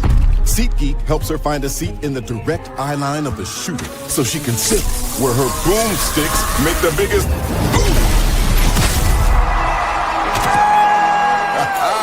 Everybody okay? SeatGeek handles the tickets to sports, concerts, and more, so fans can fan. Mister, how do you operate this Twitter thing or this Instagram thing or whatever the heck? You're supposed to know all this stuff. Anyway, welcome back to the show. Meanwhile, as we await the boss to come back for the most embarrassing moment, I'm trying to think if I've ever had any besides. Oh, I really have no idea, to be honest. I've lost track of moments, to be honest with you guys. I mean, I've had a few of them on air. I don't know. It's just been way too much, to be honest. But hopefully things end up going a little bit better coming up as the boss man has come back. Okay. So what's this embarrassing moment you've got? You know, the story that Droid mentioned before we went to break? Mm-hmm. The year was 2003. I was at Chicago State in a class directed by the late, great Herb Kent. Okay. And Professor Kent got this idea of reenacting a popular radio series called The Shadow and doing it in radio form, like the script, everything. All right. I walk into class one day and he's handing out parts and scripts and everything. And then I greet him. First time I've met him. And he said, I think I found the voice of the Shadow. What the fuck? Mm-hmm. And I had to think about it. And he's, oh, that. Okay. I can do that. What's up, Jamie? I can do that. So 6 weeks go by. We're rehearsing on an almost daily basis. So we get to the practice reading, one of the final practice readings before performance. I read that script 100 times. 100 times. And we get up, I get to the stage. We're doing the read and we're getting to the final act. The final act. And I breezed through this script. Breezed through it. Yeah. Until we get to the fight scene. And the line I was supposed to read, pay attention, folks, the line that I was supposed to read included the phrase beasts of prey. Oh no. Yeah, you're right, Jamie. Until I actually read the thing and I'm looking at it. I'm holding the script in my hand and I'm looking at it. I'm reading through everything and it's about my cue and I'm waiting on Professor to give me the cue. He gives me the cue. I go through the line and I insert an R where there wasn't supposed to be. Oh. So instead of saying beasts of prey, whoops, I put an R in there, and in front of the microphone, I said breasts of prey. The entire class lost it. And just to show you how I was back then, I was so focused on getting the lines right and the timing and everything that I didn't realize I had committed one of the worst bloopers of my life. I'm sitting there in tears. Hand to God, I'm sitting there in tears until my friend Bobby pulls me aside, and he says, "Do you know what you just did?" I say, "Yeah, I messed up." I look over at Professor Kent, and he's cracking up laughing, and everybody's like encouraging me, and I love them all. And then Bobby pulls me aside and said, "Read that again." What? I went back and read it. I dropped the script and I walked out laughing. I didn't realize what I said. Oh boy. Yeah. Big oops. I would say so. I don't know what the hell I was thinking about that day. Or more to the point, why the hell I was thinking about it that day. I still cannot tell you some 22 years later why that crept in my head. Right. And the bad part is I had my glasses on too. Mm-hmm. I had my glasses Oh, boy. Jamie, I can't even argue with that. And the bad part is I can't tell you why. I didn't have any date scheduled for that evening. I had to travel later that night because I had a game to do down in Champaign, Illinois. Mm-hmm. I still can't believe to this day how much it makes me laugh out loud. Forget giggling, laugh out loud that I said that. I said that aloud. Right.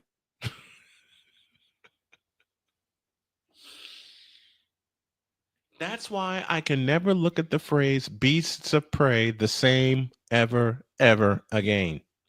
Ever. Because it'll bring me back to that moment.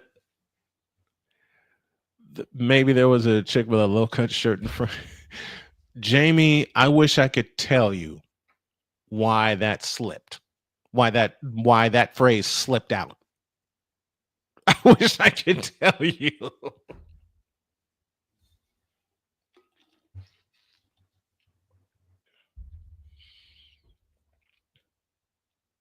Even my wife asks me to this day, how did that come out instead of what was on the script? Baby, I don't know.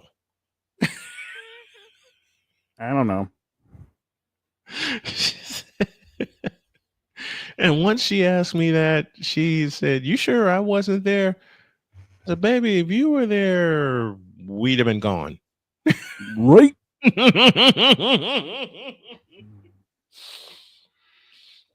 I made an incorrect tease. Tomorrow we will not be on because my wife's due for a procedure at 9 a.m. and I have to drive her back home. But if I am back here within the 11 o'clock hour, we'll do an express version. But other than that, just be prepared for us to be on Thursday. Now, I found out a Colts opponent. Oh. They're going overseas to play Atlanta. Who the hell thought that'd be a good draw? Atlanta. Like I said, who thought that'd be a good draw for an overseas game? You mean we got to fly all the way overseas? I got to get up at 9:30 in the morning to call that game, and it's the Atlanta Falcons? Really? Who thought that was a good idea?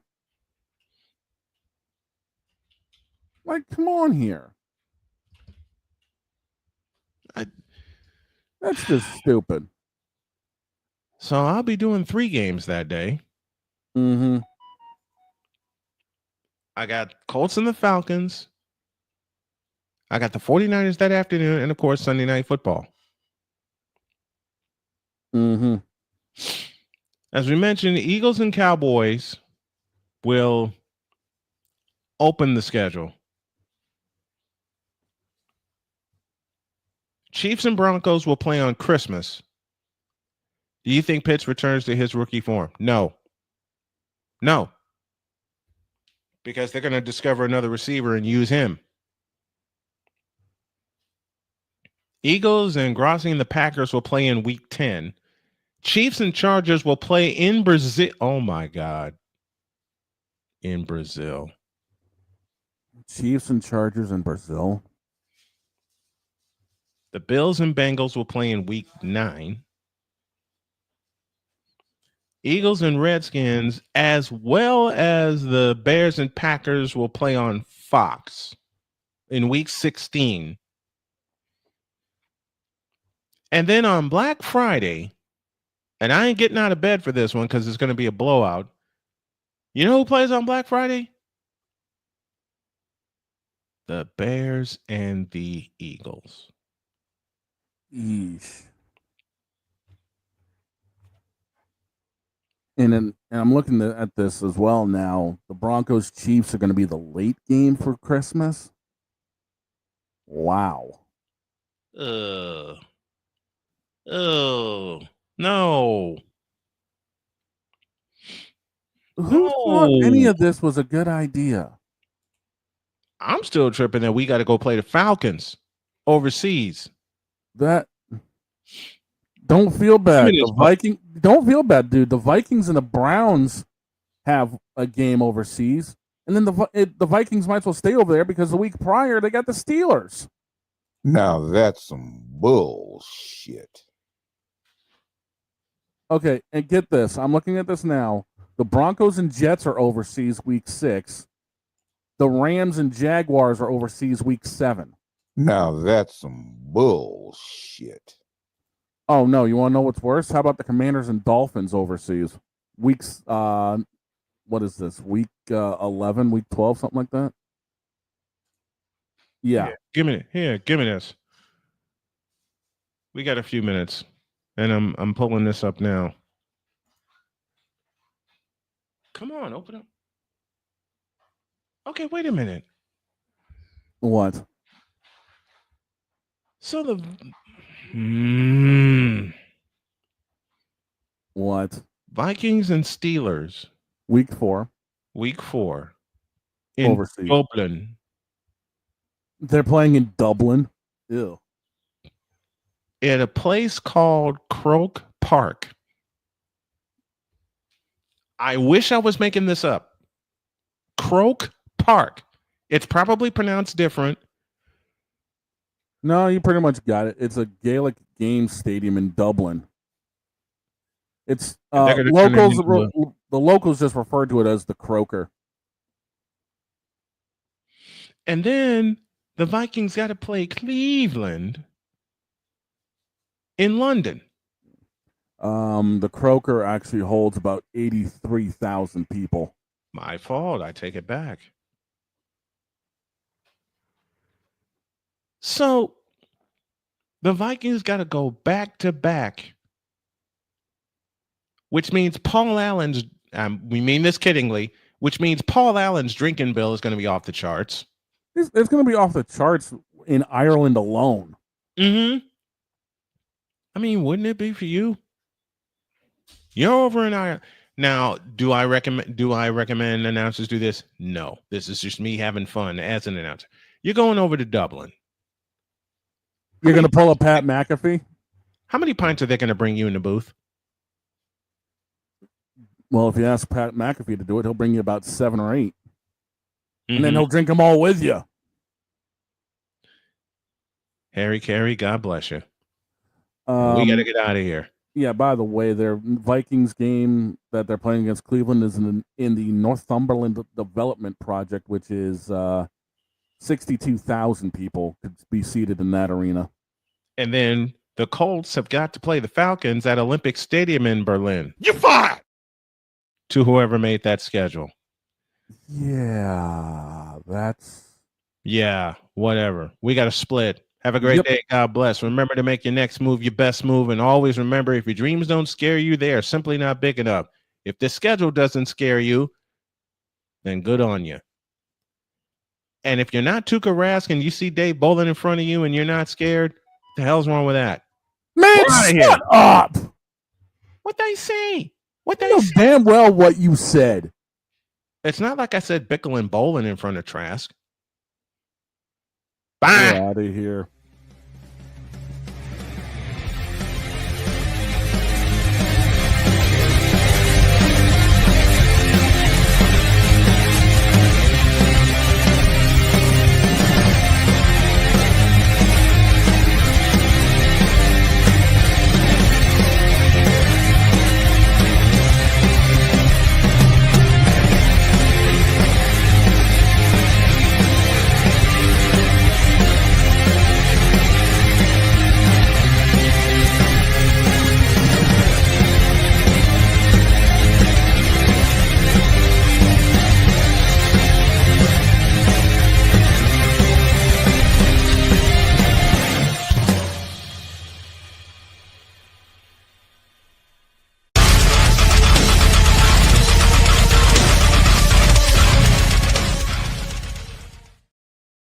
My first score prediction of the year.